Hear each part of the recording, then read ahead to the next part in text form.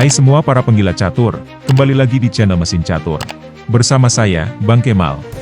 Kalian semua bisa menyingkat nama saya menjadi Bang Ke.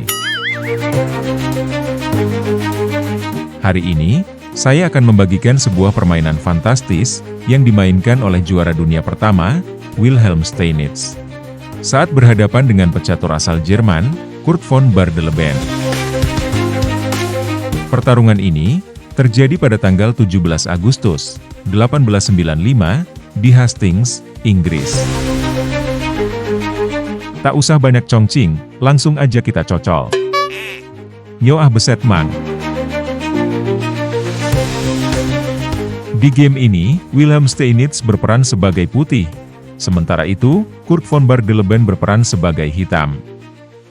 Di mana permainan berawal dari E4, dibalas E5, lalu kuda F3, kuda C6, gajah C4, gajah C5, pion C3, setelah kuda nangkring di F6, pion maju ke petak pusat. Kini kita memasuki formasi, permainan Giuoco Piano, serangan tengah. Lalu hitam langsung ngegas pion ambil pion ambil balik, gajah serang raja skak, kuda menghalangi. Di sini putih bisa juga menghalangi pakai gajah. Jika kuda mengambil pion gratisan, gajah ambil gajah.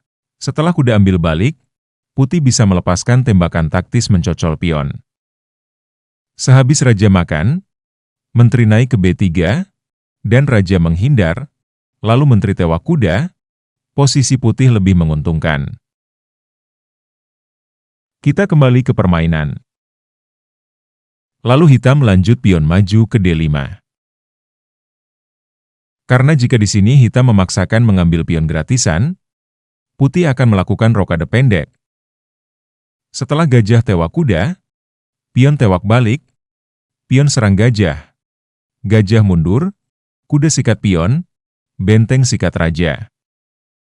Kuda balik melindungi raja, gajah melipir ke A3, mencegah raja lawan rokade, gajah E6, benteng incar pion. Jika kuda melindungi, benteng akan tetap menghantam pion. Lalu kuda makan, gajah menyerang kuda, menteri coba melindungi, tapi menteri naik menambah tekanan, kuda mundur ke D8, dan kuda salto menyerang menteri. Kalau menteri menghindar, gajah makan, kuda makan, menteri membalas skak. Raja hanya bisa bergerak ke D8. Kuda mengejar. Setelah gajah terpaksa menghabisi kuda, gajah akan menghabisi raja, skak mat. Makanya, di sini hitam lebih memilih mendorong pion ke tengah. Lalu pion ambil pion, kuda ambil balik, putih mengamankan raja ke dalam istana, dan gajah naik ke E6. Karena kalau di sini gajah ambil kuda, pion makan, kuda makan, menteri naik ke B3, hitam akan kehilangan satu perwira. Tentu hitam tak mau hal itu terjadi. Makanya gajah naik ke E6, gajah pergi menyerang menteri. Setelah gajah mundur, terjadi pertukaran perwira yang cukup sengit, gajah hantam kuda, gajah hantam balik, lalu kuda makan, menteri makan, gajah makan, kuda membalas, dan benteng mingser ke E1. Di sini putih memaku keberadaan raja yang masih berada di tengah papan, agar tidak bisa melakukan rokade pendek maupun panjang. Lalu hitam membuka ruang buat raja agar bisa kabur, dan menteri memberi tekanan tambahan pada kuda. Namun, ada langkah yang lebih baik buat putih. Di sini menteri bisa melipir ke A4 skak. Menteri melindungi raja, menteri mingser ke B4, pion B6, benteng bisa merampas kuda. Saat menteri merampas balik, setelah benteng bergeser ke E1, hitam kalah. Mungkin putih tak melihat peluang tersebut, karena lebih memilih memainkan menteri ke E2, hitam merespon menteri D7. Namun kini datang benteng C1, dan pion C6 hitam mainkan, yang merupakan sebuah langkah yang salah. Seharusnya, Hitam membawa raja ke F7, di mana mesin catur yang bernama Stockfish menganalisa. Percaya atau tidak, langkah ini bisa menyamakan kedudukan buat hitam. Sebab di sini Wilhelm Steinitz memiliki langkah yang sangat kuat, pion didorong ke D5, dan ini akan membuat hitam mengalami keruntuhan yang mengerikan. Setelah pion ambil pion, kuda manuver ke D4, dan raja baru ditaruh ke F7, di mana ini sudah sangat terlambat, karena kuda salto ke E6. Langkah yang sangat powerful, mengingat ancaman keras benteng, di D7. Lalu hitam menggagalkannya dengan benteng adu benteng. Tapi menteri melipir ke G4, menekan pion G7 bersama kuda. Sehabis pion maju satu langkah, kuda mundur menyerang raja skak. Raja menghindar sembari menyelamatkan menteri.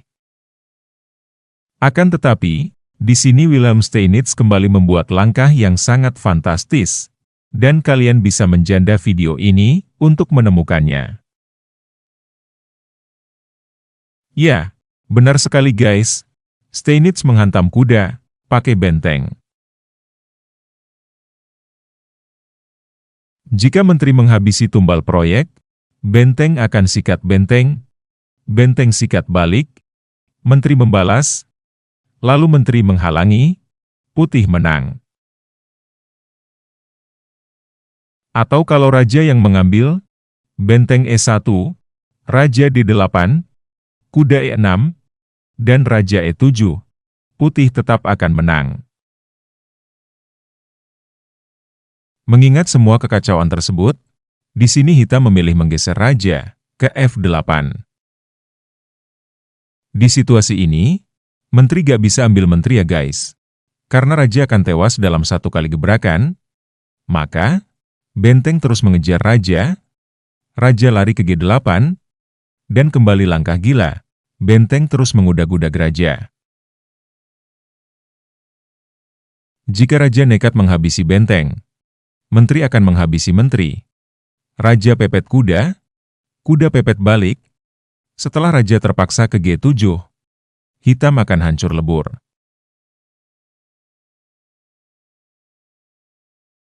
Demikian juga seandainya menteri yang menghabisi benteng makan, dan setelah menteri membalas, hitam juga akan tetap menderita 7 turunan, 8 tanjakan. Makanya, di sini benteng ogah untuk diambil, raja dibawa ke pojok. Namun setelah benteng terus meneror raja, Kurt von Bar de Leben langsung mengibarkan bendera kuning, dia menyerah pada langkah ke-25. Sebab jika permainan berlanjut, raja menghindar ke G8, benteng membuntuti, kalau raja lari ke F8, kuda mengejar, raja makan, menteri makan, raja tersudut.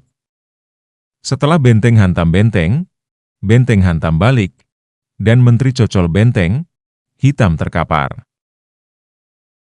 Atau kalau di sini raja balik lagi ke H8, menteri memburu, raja sikat benteng, menteri sikat raja, raja F8, menteri mengintili, raja E7, menteri terus mengudak-udak.